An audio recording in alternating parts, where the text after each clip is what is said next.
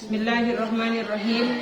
Alhamdulillahirabbil alamin wassalatu wassalamu ala asyrafil anbiya wal mursalin sayyidina Muhammadin wa ala alihi wa sahbihi ajma'in. Subhanaka la ilma lana illa ma 'allamtana innaka antal alimul hakim. Ada semangat.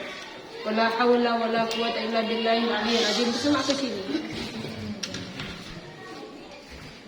Rabbi shrah li sadri wa yassir li amri wahlul 'uqdatam min lisani yafqahu qawli wa saddid lisani wahdi qalbi bil haqqi bi jahi sayyidina wa habibina wa syafi'ina Muhammadin sallallahu alaihi wasallam. Bismillahirrahmanirrahim. Hukum darah yang dialami oleh perempuan. Malam ini kita akan membahas perihal hukum darah yang dialami oleh perempuan. Sebab setiap perempuan di setiap bulannya bagi wanita yang normal pasti mengalami yang namanya keluar darah atau pendarahan atau ya keluar darah intinya. Soalnya kan seperti yang sudah disabdakan oleh Rasul bahwa hadza syai'un katabahullahu ala banati Adam.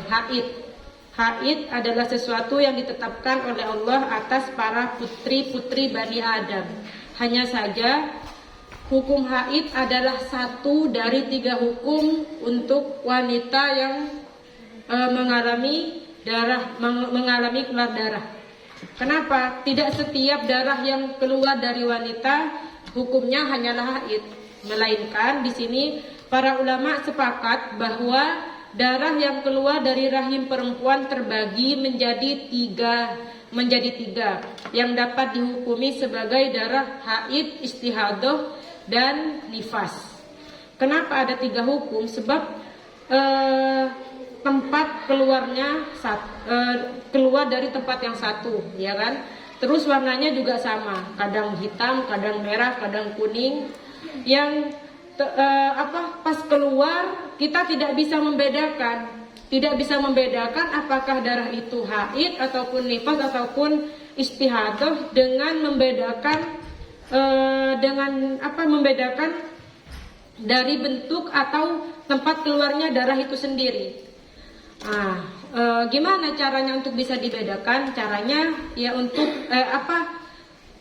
untuk membedakan dengan cara mengenali definisi hukum darah satu persatunya.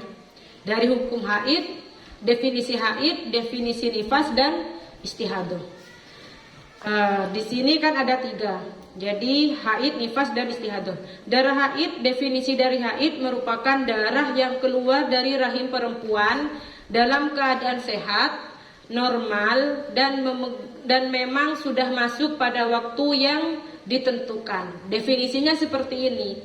Jadi jika keluar dari definisi tersebut maka sudah tidak bisa dikatakan sebagai kategori haid, melainkan apa?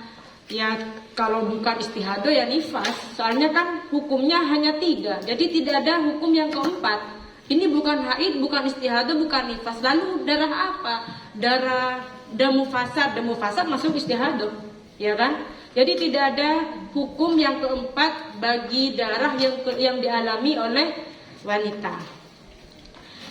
Di sini kan disebutkan definisi haid ialah keadaan sehat. Yang dimaksud keadaan sehat adalah keadaan rahim yang tidak terganggu oleh karena sesuatu penyakit.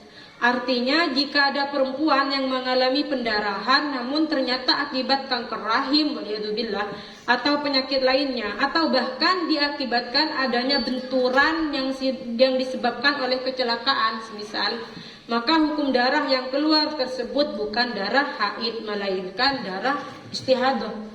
Jadi semisal ada wanita yang mengidap penyakit kanker rahim.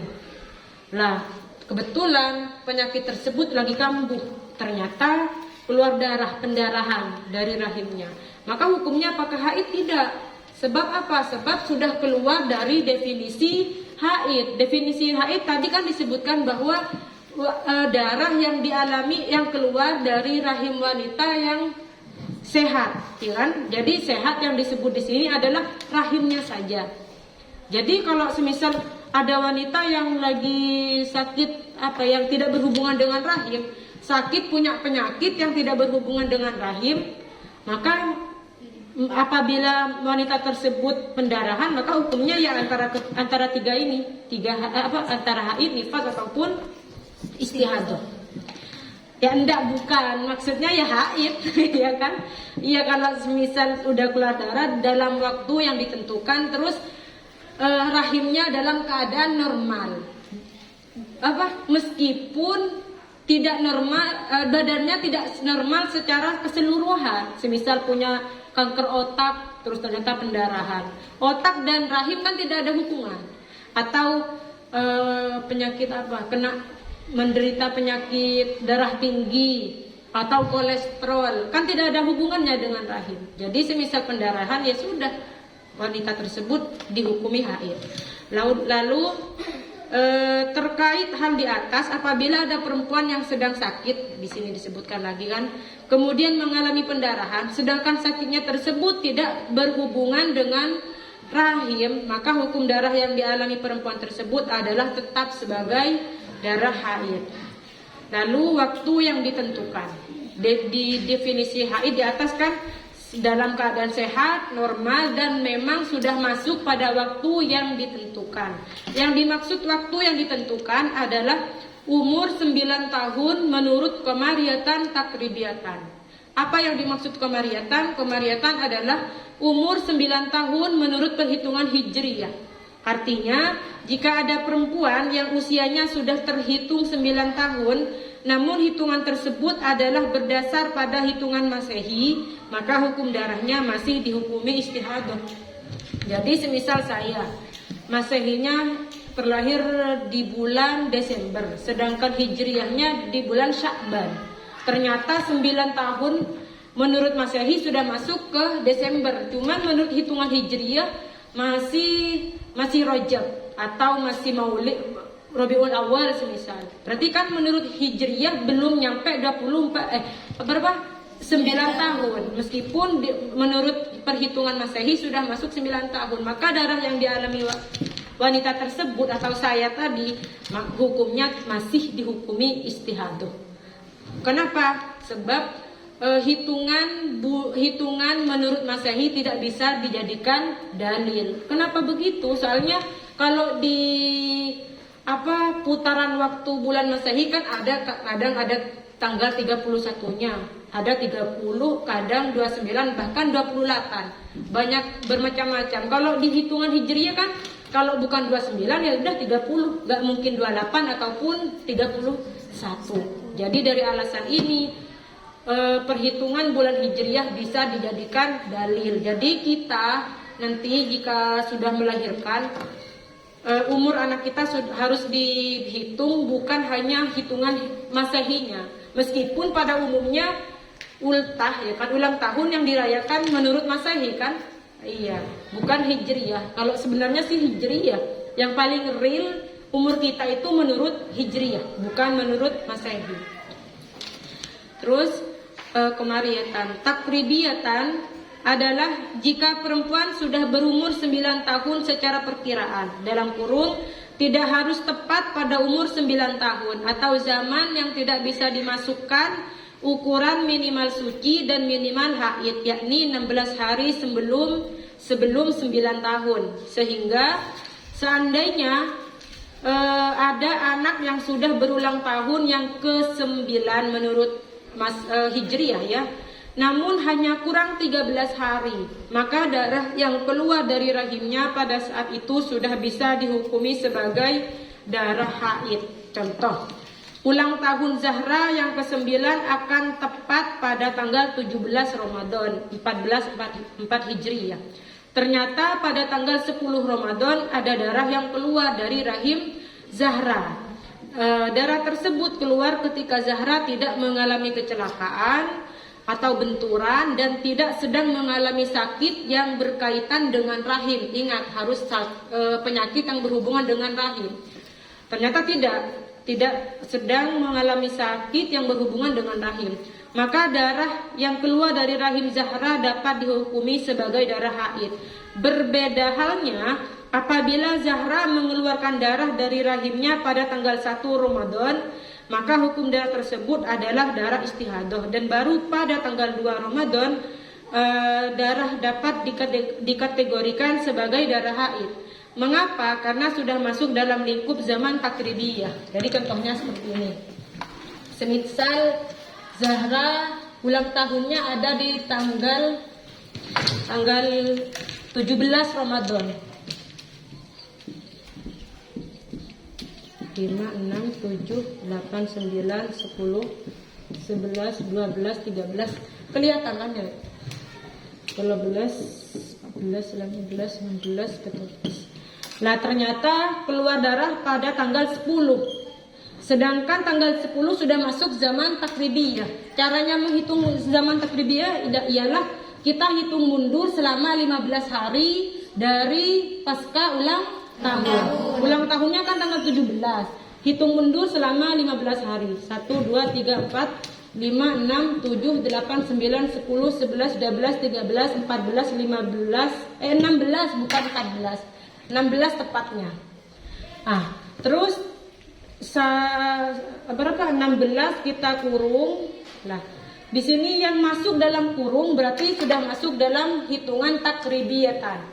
Kenapa begitu? Sebab zaman 16 hari tidak bisa dimasukkan minimal haid dan suci.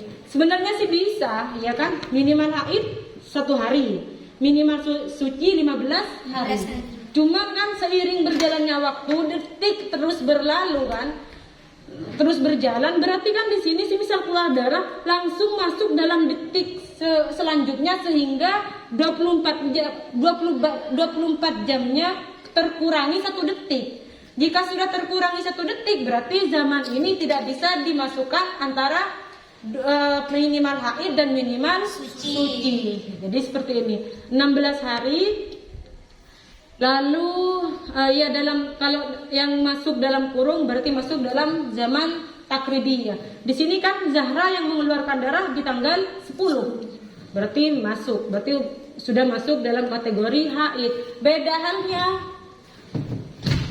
halnya jika yang keluar darah, pendarahannya keluar dari tanggal 1.